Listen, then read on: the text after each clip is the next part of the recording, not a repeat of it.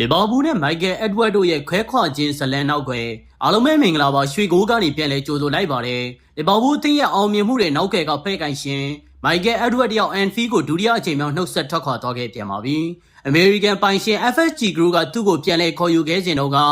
ကလပ်အသင်းအများအပြားကိုပိုင်ဆိုင်အုပ်ချုပ်မဲ့မာဒီကလပ်စီမံကိန်းကြီးနဲ့စီယုံခဲ့ပါတယ်ဒါပေမဲ့ရာသီအနေငယ်ကြာလာတဲ့အခါမှာတော့ပိုင်ရှင်တွေဘက်ကဒီစနစ်ပေါ်စိတ်အားထက်သန်မှုတွေညှော်နေသွားခဲ့ပါတယ်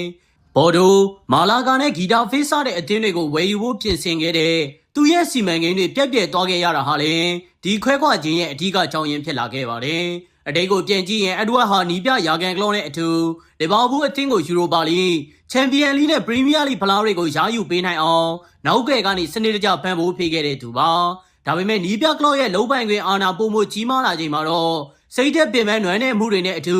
2021ခုနှစ်မှာပထမအကြိမ်ထွက်ခွာခဲ့ပူပါတယ်။နောက်ပိုင်း FSG ရဲ့ဥက္ကဋ္ဌမိုက်ကယ်ဂေါ်ဒွန်ကိုတိုင်ဘောလုံးဆိုင်ရာအမှုဆောင်အရာရှိချုပ် CEO of Football ရာထူးပေးပြီးပြန်ခေါ်ခဲ့တာကြောင့်သူပြန်လာခဲ့ပါတယ်။လီဗာပူးအသင်းထိပ်တန်းအဆင့်မှာရေရှည်ရပ်တည်နိုင်ဖို့အတွက်ကလပ်အသင်းကိုရဲ့တိဆောက်ရေးဟာမရှိမဖြစ်လိုအပ်တယ်လို့သူကအခိုင်အမာယုံကြည်ခဲ့ပါတယ်။ဒါပေမဲ့ဥရောပဘောလုံးအဖွဲ့ချုပ်ရဲ့စီးမြင့်အသစ်တွေနဲ့ငွေကြေးဆိုင်ရာစိန်ခေါ်မှုတွေကြောင့် FSG ဟာစပိန်ကလပ်ဂီတာဖေးကိုဝယ်ယူမဲ့အစီအစဉ်ကိုရပ်ဆိုင်းလိုက်ရပါတော့တယ်။ဒါဟာအက်ဒဝတ်အတွက်တော့သူ့ရဲ့ရည်မှန်းချက်တွေကိုရိုက်ချိုးခံလိုက်ရတယ်လို့ဖြစ်သွားခဲ့ပါတယ်။အခြေအနေတွေကပြောင်းလဲသွားခဲ့ပေမဲ့သူဟာချက်ချင်းဖြစ်ခဲ့တဲ့ဆန်မလို့ပဲတာဝန်သိစွာနဲ့ကလပ်အသင်းပုံမှန်လက်ပတ်ထိုင်အောင်ဆက်လက်ကူညီပေးခဲ့ပါတယ်။သူခေါ်ယူပေးခဲ့တဲ့အားကစားဒရိုက်တာရစ်ချက်ဟူးချ်ကလည်းအသင်းမှာတရားစီပဲတာဝန်ထမ်းဆောင်ပြီးဆော်ရီကလပ်အေဟီလေစီတို့ပြောင်းရွှေ့ဖို့ပြင်ဆင်နေတာကြောင့်လီဗာပူးရဲ့စီမံခန့်ခွဲမှုအပိုင်းမှာလှိုင်းလေထန်မှုတွေပြန်လည်စတင်လာခဲ့ပါပြီ။ဒီလိုမတည်ငြိမ်မှုတွေကြားထဲမှာပဲနီးပြအာနေစလော့ရဲ့ဦးဆောင်မှုနဲ့အတူ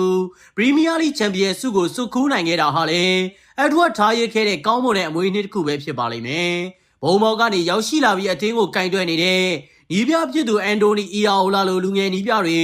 စီနီယာအဖွဲ့ဝင်ဘာရီဟန်တာနဲ့ဂျူရီယန်ဝတ်စတဲ့စူးစီးမှုဟာလည်းအက်ဒဝတ်တီစောက်ခဲ့တဲ့စနစ်အပိုင်းစာတွေပါပဲ။ဒါပေမဲ့ကစားသမားအများအပြားရဲ့စာချုပ်တက်တန်ကိစ္စတွေနဲ့အားကစားဒရိုက်တာနေရာလေးလက်မှုတွေကတော့လီဗာပူးအလင်းမြန်ဖြစ်ရှင်းရမယ့်ပုံစံတွေဖြစ်လာခဲ့ပါတယ်။တရင်နောက်တွေရဲ့မေးခွန်းတွေကိုဘယ်တော့မှဖြေကြားလိမ့်မရှိပဲ